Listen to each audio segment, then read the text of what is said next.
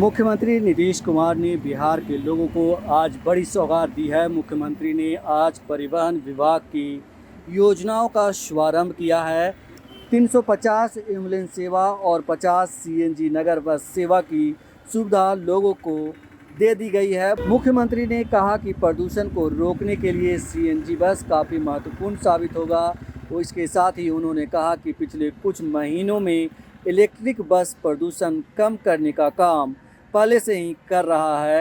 Ambulance सेवा की जानकारी देते हुए मुख्यमंत्री ने कहा कि 350 एम्बुलेंस की सेवा से ग्रामीण क्षेत्रों के लोगों को भी स्वास्थ्य सेवा का लाभ समय पर मिल सकेगा। कोरोना काल में जिस तरह से एम्बुलेंस की भारी कमी का सामना करना पड़ा था, उससे लोगों को अब निजात मिलेगी। इसके साथ ही मुख्यमंत्री ने कहा कि सड़क दुर्घटना के लोगों को इस एम्बुलेंस के रहने से हॉस्पिटल ले जाने में काफ़ी सहायता मिलेगी और वे समय पर हॉस्पिटल पहुंच सकेंगे। मुख्यमंत्री ने एम्बुलेंस संचालकों को 2 लाख की सब्सिडी भी देने का ऐलान किया। इसके साथ ही मुख्यमंत्री ने कहा कि ज़्यादा से ज़्यादा लोग एम्बुलेंस खरीद पाएंगे और एम्बुलेंस की संख्या बढ़ाने में मदद मिलेगी। वहीं परिवहन विभाग के सचिव संजय अग्रवाल ने कहा कि ये जो एम्बुलेंस और बसों की सेवा शुरू की जा रही है, इससे आम जनों को काफ़ी राहत मिलेगी और रोज़गार भी सृजन होगा।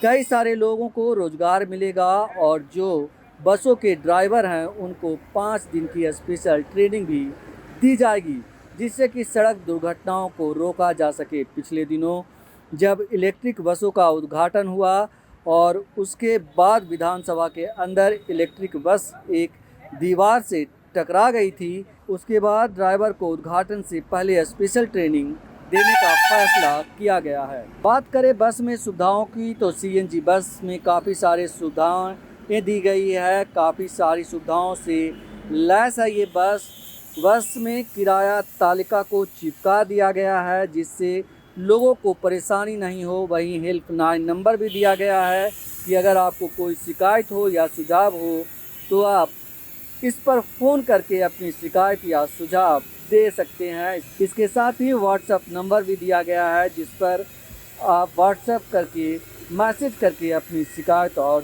सुझाव दर्ज करा सकते हैं। बीमारी के इलाज के लिए गाँव से इतना बड़े अस्पताल उसमें काफ़ी दिक्कतें थी, कम था। अब उसी को ध्यान में रख करके आप देख रहे हैं कि हम लोगों ने जो तय किया है, पहले से जो योजना बनी हुई है, उसी में भी ये तय कर दिया कि हर एक ब्लॉक में 2 लोगों को दिया जाएगा 2 लाख रुपए तक की मदद दी जाएगी और अधिकतम 2 लाख रुपए तक की मदद दी जाएगी एम्बुलेंस के लिए। तो उसी हिसाब से आप देख रहे हैं कि इतने जल्दी 350 लोगों का हो गया और ये लक्ष्य है कि इस साल के अंत तक पूरा जो कुछ भी है हर एक प्रखंड में 2 का वो पूरा हो जाएगा और 800 अभी कुछ दिन के बाद भी और होने वाला है।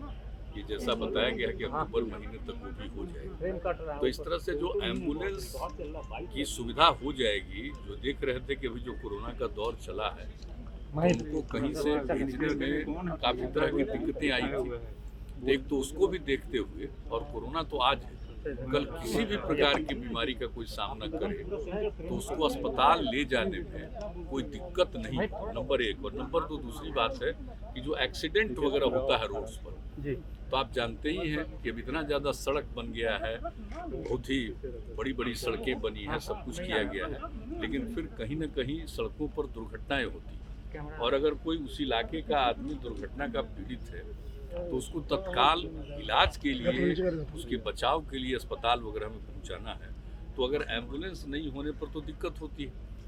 एक सीमित समय रहता है, अगर उस बीच में इलाज शुरू हो जाए तो उनके बचने की संभावना रहती है।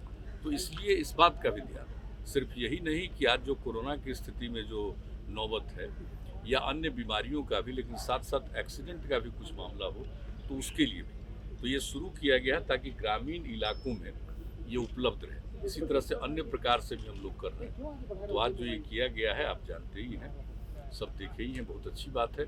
और पटना टाउन में अब जिस तरह से प्रदूषण को कम से कम करने के लिए पर्यावरण के संरक्षण के लिए जो उपाय किया जा रहा है तो आप देख ही रहे हैं, ये भी किया गया। एक सवाल है कि केंद्र सरकार ने कास्ट बेस्ड सेंसस से मना कर दिया है, केवल SC ST की जनगणना होगी। आपने कास्ट बेस्ड सेंसस की बात देखिए, आप तो जानते हैं कि 2019 में फरवरी में और 2020 के भी फरवरी में हाउस से हम लोगों ने सर्वसम्मति से प्रस्ताव पारित किया है कि जनगणना जाति आधारित होनी चाहिए। और इसके बारे में तो बराबर आप जानते हैं कि हम लोग का जो विचार है वो आप जानते हैं 90 से ये दिमाग में बात आई और उसके बारे में हम कई बार बता चुके हैं।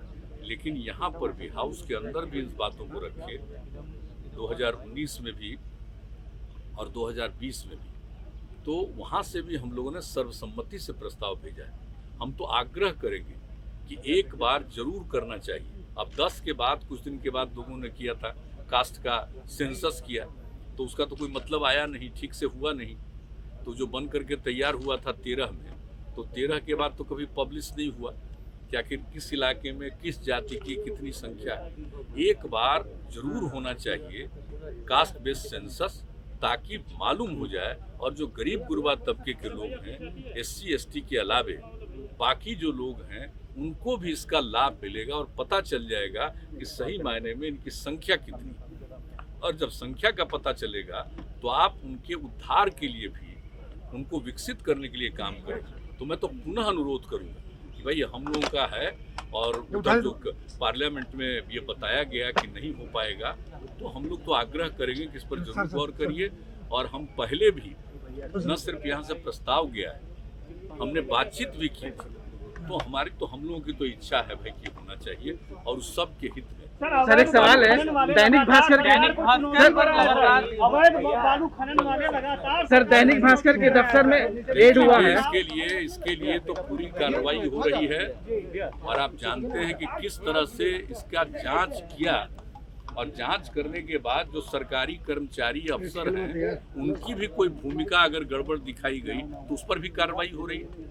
तो पूरी की पूरी कोशिश सरकार की तरफ से और डिपार्टमेंट की तरफ से और बाकी सब कुछ का पुलिस और अन्य विभागों की तरफ से भी इसके मामले में पूरे तौर पर देखभाल किया जा रहा है। वैसे तो हम बराबर कहते हैं कि आप चाहे कुछ भी करिए, कुछ न कुछ तो गड़बड़ करता ही है। आप चाहे कितना भी अच्छा काम कर दिए, दुनिया भर को देख लीजिए, तो कुछ लोगों की तो मानसिकता गड़बड़ होती है। लेकिन इसके लिए पूरा प्रयास करना चाहिए कि इसका समाधान हो, कम से कम गड़बड़ी हो सके। वैसे तो गड़बड़ी होने नहीं देना है, हम लोग का तो लक्ष्य यही है कि कोई प्रकार की गड़बड़ी नहीं होनी चाहिए। हाँ नहीं, वो देखिए एक एक चीज पर पूरे तौर पर नजर रखा हुआ है लोगों का, और लोग रिपोर्ट करते हैं रेगुलरली।